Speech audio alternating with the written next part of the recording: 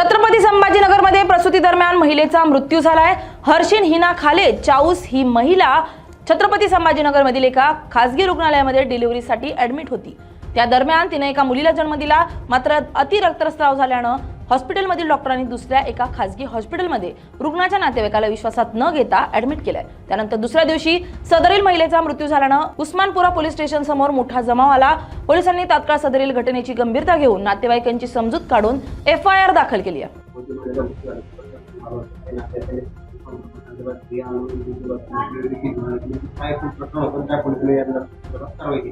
नाही, प्रसूती दरम्यान महिलेचा मृत्यू झालेला आहे। त्याबाबत नातेवाईकांची तक्रार आहे।